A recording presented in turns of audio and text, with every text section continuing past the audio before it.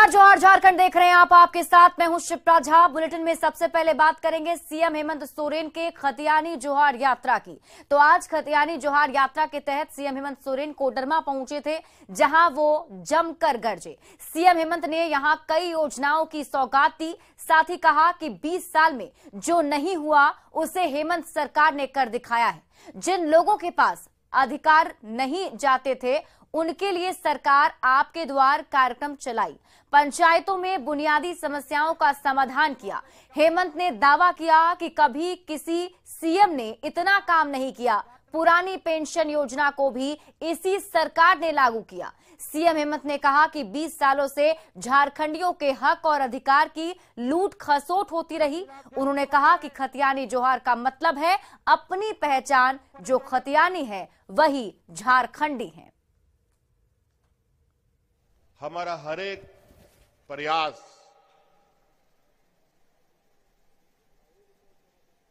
यहां के गांव, किसान, मजदूर, बेरोजगार, निरीह, कमजोर, असहाय,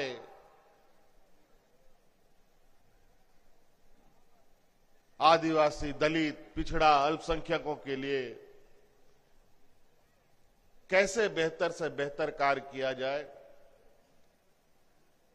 लगातार इस दिशा में मैं काम कर रहा हूं। राज अलग हुए हम लोगों का 20 वर्ष हो गया, 20 वर्ष से अधिक होने जा रहा है।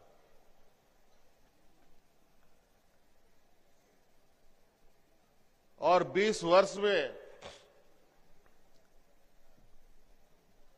आज तक यहां पर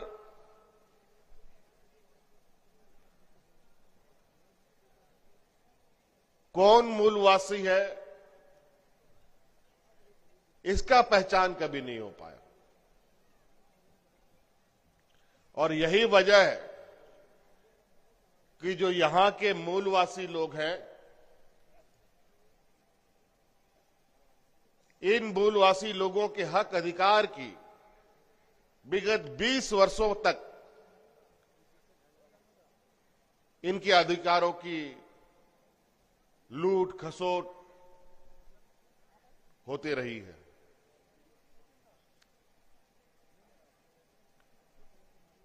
आप सबको लगता होगा कि खतियानी जोहार यात्रा का मतलब क्या है। हमारा बिल्कुल स्पष्ट मतलब है। खतियानी जोहार का मतलब अपना पहचान। आप किस मां बाप का बेटा है, ये आप अपना सर्टिफिकेट बनाते हैं।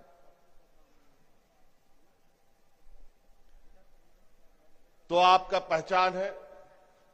वैसे ही राज्य का भी आपका पहचान होता है, देश के लिए भी आपकी अलग पहचान होती है।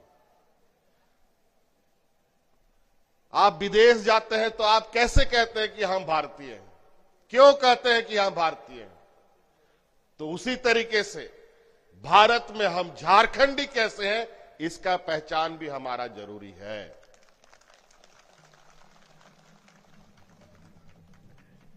हम कैसे झारखंडी?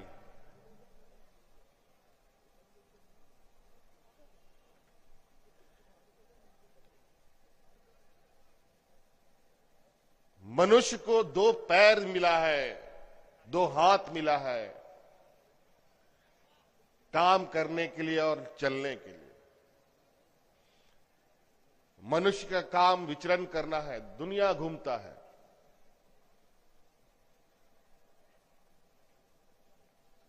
लेकिन ये पैदा एक ही जगह होता है, 50 जगह पैदा नहीं होता। उसका नींव एक ही जगह होता है।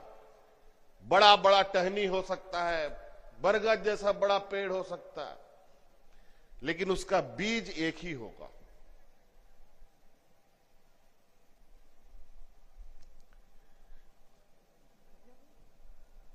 देश में विचरण करने का अधिकार कोई किसी का नहीं छीन सकता। लेकिन कुछ मूलभूत अधिकार जो विशुद्ध रूप से उस राज्यवासियों के लिए होना चाहिए, ये हमारे अधिकार क्षेत्र में आता है। पूरे देश के अलग अलग राज्यों ने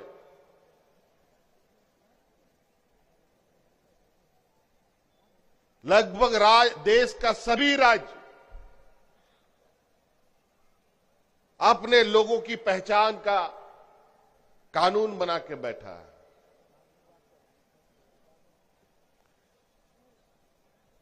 और मुझे लगता है झारखंड ही एक ऐसा दुर्भाग्य राज्य है जहां आज तक कौन झारखंडी है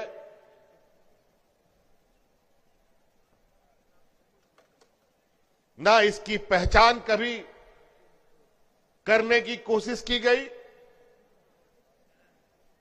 और ना इसको कोई पहचान दिलाने का कोई प्रयास भी किया। प्रयास जरूर किया कि यहां के लोगों को आपस में लड़वा करके रखो और उसके अधिकारों को अपना जेब में डालो। इसीलिए हम लोगों ने इस राज्य में जो खतियानी है वही झारखंडी है, इसका कानून हम लोगों ने बनाया है।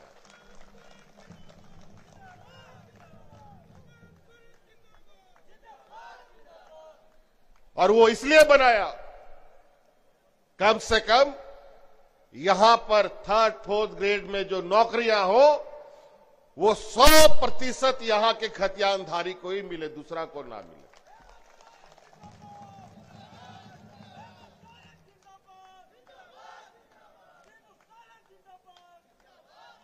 लेकिन बड़ा विडंबना है इस दुनिया में कि इंसान इंसान का भी दुश्मन हो सकता है। लेकिन ये वास्तविकता है। गरीब, कमजोर, आदिवासी, दलित, पिछड़ा, अल्पसंख्यक का दुश्मन बड़े बड़े पूंजीपति सदियों से रहे हैं। आदिवासी, दलित, पिछड़ा, अल्पसंख्यक सामाजिक, आर्थिक, राजनीतिक रूप से अगर वो मजबूत हो गया तो पैसे वाला लोग का घर में बर्तन कौन मांजेगा जी? उसकी यहां दाई कौन खटेगा, ड्राइवर कौन खटेगा, उसका खेती बाड़ी कौन जोतेगा? और यही वजह आज जिस राज्य को हमारे विपक्ष, जो दुनिया की सबसे बड़ी राजनीतिक दल अपने आप को कहती है, भारतीय जनता पार्टी, इन लोगों ने 20 वर्षों में 18 वर्ष से भी अधिक साल चलाया।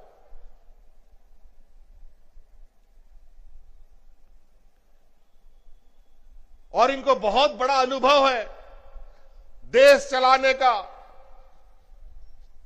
गुजरात, महाराष्ट्र जैसे राज्य को चलाने का, जो सबसे अग्रणी राज्य अपने आप देश में है। मुझे ये बात समझ में नहीं आता है भाई, गुजरात को आप लोग आगे बढ़ा सकते हैं, महाराष्ट्र को आगे बढ़ा सकते हैं, दिल्ली को आगे बढ़ा सके, लेकिन झारखंड में कैसा आप लोग काम कर गए 20 साल में कि देश के सबसे पिछले निचले में मैदान में चला गया? कौन सा पाठ पढ़ा दिया इस झारखंड के व्यवस्था में? कौन सा घुन आप लोगों ने मिला दिया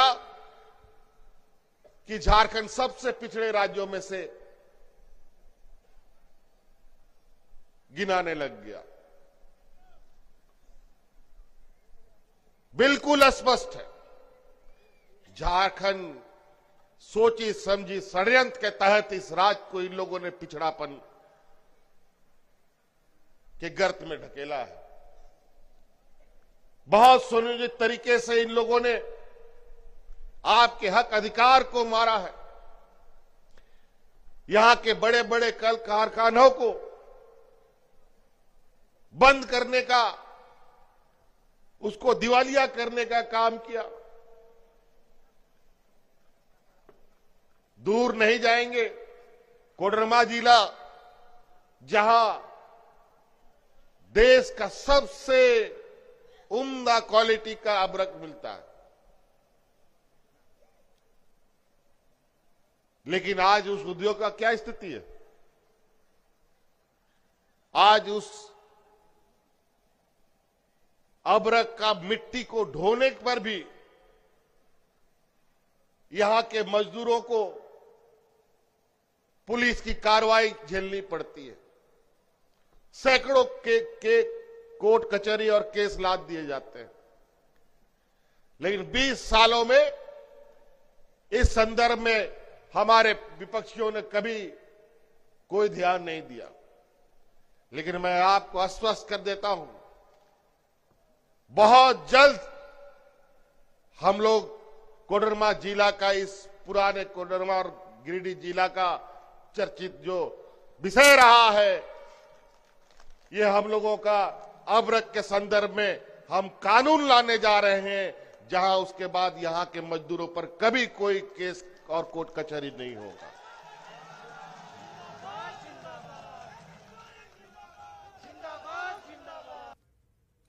और इसी बीच बड़ी खबर पाकुड़ से आपको बता दें, जहां रद्दीपुर के सुंदर पहाड़ी गांव में 1900 पीस डेटोनेटर बरामद होने के बाद हड़कंप मच गया। पुलिस ने बाइक में बंधे बोरे से 1900 पीस अवैध विस्फोटक बरामद किया है। मामले में पश्चिम बंगाल के एक शख्स को भी गिरफ्तार किया गया। गिरफ्तार व्यक्ति का नाम रेजाउल करीम उर्फ किरण शेख बताया जा रहा है। आरोपी को पुलिस ने जेल भेज दिया है। पुलिस को सूचना मिली थी कि सियाराम धर्म कांटा के पास बाइक में विस्फोटक लदा है। इसके बाद पुलिस ने आरोपी को खदेड़कर पकड़ा। तलाशी लेने पर बोरे के भीतर से विस्फोटक बरामद किया गया।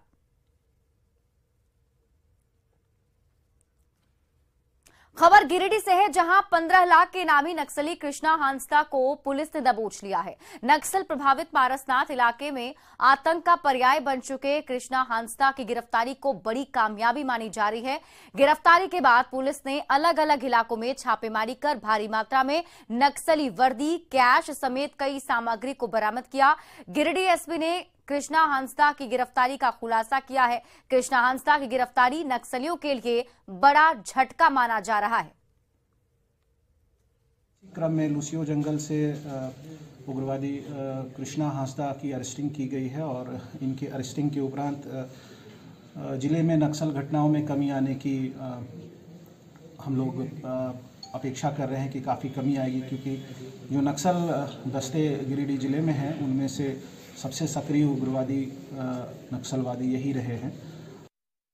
जेएमएम विधायक लोबिन हेम्ब्रम के खिलाफ राहुल जैन नामक शख्स ने दिल्ली पुलिस से केस दर्ज करने की मांग की है। लोबिन हेम्ब्रम के खिलाफ धार्मिक भावना भड़काने को लेकर केस दर्ज करने की मांग को लेकर शिकायत दर्ज की गई। विधायक पर जैन समाज और जैन मुनियों के खिलाफ आपत्तिजनक भाषा के इस्तेमाल का आरोप लगा है। बीते 10 जनवरी को लोबिन हेम्ब्रम पारसनाथ में आयोजित पारसनाथ बचाओ महाजुटान में शामिल हुए थे। ये महाजुटान जैन समाज की ओर से शिखर समेत को धार्मिक तीर्थ स्थल घोषित करने की मांग और केंद्र सरकार के आदेश के खिलाफ बुलाई गई थी। लोबिन हेम्ब्रम ने पारसनाथ को आदिवासियों के मरांग बुरु होने का दावा किया था। साथ ही ये भी कहा था कि समेत शिखर पर जैन समाज अपना हक नहीं जताए। और कैश कांड में ईडी के समन के बावजूद कांग्रेस के निलंबित विधायक नमन विकसल कोंगाड़ी आज ईडी के दफ्तर नहीं पहुंचे। मामले में विधायक के वकील ने बताया कि नमन विकसल को ईडी के समन की जानकारी महज 2 दिन पहले मिली थी, जिस वजह से वे नहीं पहुंच सके। वहीं उनके वकील ने 2 हफ्तों का समय भी मांगा है। कैश कांड मामले में ईडी ने कांग्रेस के तीनों निलंबित विधायक डॉक्टर इरफान अंसारी, राजेश कच्छप और नमन विकसल कोंगाड़ी को बुलाया था, लेकिन तीनों विधायकों में से एक भी ईडी के सामने पेश नहीं हुए हैं। 7 जनवरी को ईडी की ओर से तीनों विधायकों को नोटिस भेजा गया था, जिसमें 13 जनवरी को डॉक्टर इरफान अंसारी, 16 जनवरी को डॉक्टर राजेश कच्छप और 17 जनवरी को नमन विकसल कोंगाड़ी को ईडी के क्षेत्रीय कार्यालय बुलाया गया था। इरफान अंसारी ने स्वास्थ्य कारणों का हवाला देते हुए 2 हफ्ते का समय लिया, तो वहीं राजेश कच्छप और नमन विकसल कोंगाड़ी ने भी 2-2 हफ्ते का समय मांगा है। काम था कल आप लोगों को हम जैसा बताए कि वो नहीं आ पाए हैं। उनसे कोई कांटेक्ट नहीं हो पाया है, लेकिन फिर शाम के समय मेरे से कांटेक्ट हुई तो वो बोले कि ऐसा ऐसा है कि हमको तो कुछ पहले से ऑलरेडी कार्यक्रम है, तो हम दिल्ली निकल रहे हैं, उधर से आ जाते हैं। आने के बाद हम पूरा डॉक्यूमेंट अरेंज करके ईडी के सामने जब भी हमको बुलाया जाएगा तो हम अपीयर हो जाएंगे। समय का भी इसीलिए 2 हफ्ते का समय का फिर मांग किए हैं।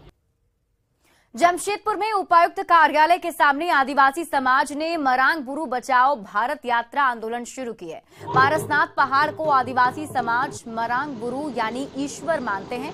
पारसनाथ पहाड़ को जैन धर्मावलंबियों द्वारा हड़पने का आरोप लगाते हुए आंदोलन शुरू किया गया है। मरांग बुरू बचाओ भारत यात्रा में आज देश भर के 50 जिलों में उपायुक्त कार्यालय पर धरना प्रदर्शन किया जा रहा है। आंदोलनकारियों की मांग है कि पारसनाथ पहाड़ यानी मरांग बुरू स्थल को आदिवासियों को वापस सौंपा जाए। इसके साथ ही सरनाथ धर्मकोड की मान्यता जैसे कई अन्य मुद्दे भी शामिल हैं।